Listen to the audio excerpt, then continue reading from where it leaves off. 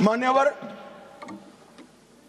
ये जो बड़ी घटना देश में आकार लेने जा रही है, उसका पूरा श्रेय, उसका पूरा यश हमारे सीएपीएफ के जवान, विशेषकर कोबरा और सीआरपीएफ के जवान, राज्य सरकारों की पुलिस, विशेषकर छत्तीसगढ़ राज्य पुलिस और डीआरजी के हमारे जवान और वहां के स्थानीय आदिवासी बासिंदों को जाता है।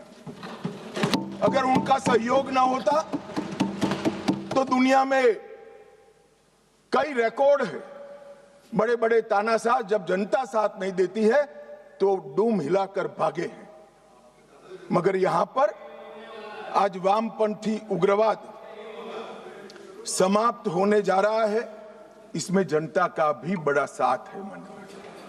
और आज मैं फिर से एक बार इस चर्चा की शुरुआत में जो हजारों युवा मारे गए, जो सिक्योरिटी फोर्सेस के जवान शहीद हो गए, जिन्होंने अपना सर्वस्व इस देश की आंतरिक सुरक्षा के लिए बलिदान कर दिया, वो सभी को मनपूर्वक पूरे सदन की ओर से विनम्र श्रद्धांजलि देकर उसको एक्नॉलेज करना चाहता हूं। मान्यवर, है जो विचारधारा है, इसका विकास से कोई लेन देन नहीं, विकास के मांग से भी कोई लेन देन नहीं। ये विचारधारा कौन सी है? क्या है माओवादी विचारधारा?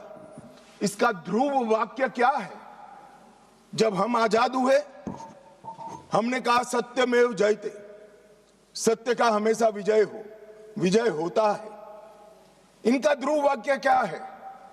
कि सत्ता बंदूक की नली से निकलती है। ये इनका ध्रुव वाक्य है। और वहां सत्ता शब्द का बहुत महत्वपूर्ण स्थान है। ये विकास के लिए नहीं है, अपने आइडियोलॉजी के अस्तित्व के लिए है, अपने आइडियोलॉजी के विजय के लिए है। और आइडियोलॉजी को भोले भाले आदिवासियों में स्प्रेड कर सत्ता हासिल करने के लिए। यहां कोई विकास की बात नहीं है। इनका लोकतंत्र पर कोई विश्वास नहीं है। यहां ढेर सारे लोग, मैं नाम देना नहीं चाहता, मैं सुन रहा था, 3 घंटे से कह रहे हैं कि अन्याय है तो अन्याय के खिलाफ लड़ रहे हैं। भाई, लड़ने का तरीका क्या है? हम अंग्रेजों के शासन में नहीं रह रहे हैं। कुछ लोगों ने भगत सिंह जी और बिरसा मुंडा से कंपैरिजन कर दिया। क्या हिमाकत कर रहे हैं? शहीद भगत सिंह और बिरसा मुंडा, भगवान बिरसा मुंडा जो अंग्रेजों के सामने लड़े, वो संविधान तोड़कर हाथ में हथियार लेकर निर्दोषों की हत्या करने वालों लोगों के साथ आप इसका कंपैरिजन कर रहे हैं? मान्यवर, राजनीतिक स्वार्थ से ऐसे विषयों में ऊपर उठ जाना चाहिए। यही विचारधारा कहती है दीर्घकालीन युद्ध ही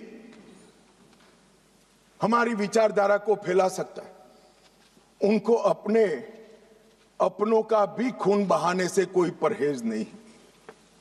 और उनके आदर्श देखिए साहब, 10,000 साल के हमारे उपलब्ध इतिहास में कितने आइडियल आदर्श पुरुष, स्त्री, युवा हुए, एक बहुत बड़ा लिस्ट बन सकता है। इन्होंने तिलका मांझी को अपना आइडियल नहीं समझा, भगवान बिरसा मुंडा, भगत सिंह जी या सुभाष बाबू को अपना आइडियल नहीं समझा। इन्होंने आदर्श किसको कहा? माओ को कहा, चीन का। ये आदर्श तय करने में भी फॉरेन से इंपोर्ट करते हैं। मान्यवर, बस्तर का सिलेक्शन क्यों हुआ?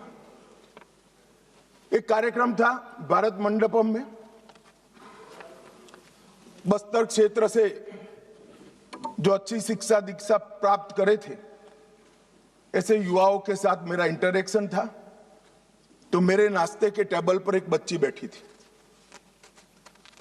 उसने कहा कि साहब, आप बता सकते हैं कि माओवादियों ने नक्सलाइटों ने हमारे बस्तर को ही क्यों चुना? मान्यवर, इस विषय को मैं जरा डिटेल बताना चाहता हूं। हम सब जानते हैं कि सन 47 में जब हम आजाद हुए, संसाधन बहुत कम थे। एक लंबी गुलामी के कालखंड को समाप्त कर कर हम आजाद हुए थे। देश के अंदर विकास का नामो निशान नहीं था। दशकों तक, लगभग 2 सदी तक इस देश को गुलामी में लूटा गया। जब नया राज्य बना तो राज्य की पहुंच कुछ क्षेत्रों में सीमित रह गई थी ही नहीं, बढ़ानी थी। ये तो समय जाते जाते बढ़ेगी। और मान्यवर, क्योंकि संसाधन कम थे, रेवेन्यू कम थी, तो विकास भी परकोलेट होते होते हर क्षेत्र में एक साथ नहीं पहुंचता है। अगर रोड बनाना है तो पूरे देश के एक साथ नहीं होते। अगर बिजली पहुंचानी है तो पूरे देश में एक साथ नहीं पहुंच सकती। तो दूर दराज के क्षेत्रों तक स्टेट की पहुंच की कैपेसिटी सीमित, वहां पर विकास नहीं पहुंचा था। राज्य का इकबाल, स्टेट का इकबाल वहां बुलंद नहीं हुआ था। अब ये कह रहे कि अत्याचार के खिलाफ, भाई अगर स्टेट पहुंचा ही नहीं था, सुनियोजित भेदभाव का वातावरण ही नहीं था, तो वहां अत्याचार कैसे हो गए?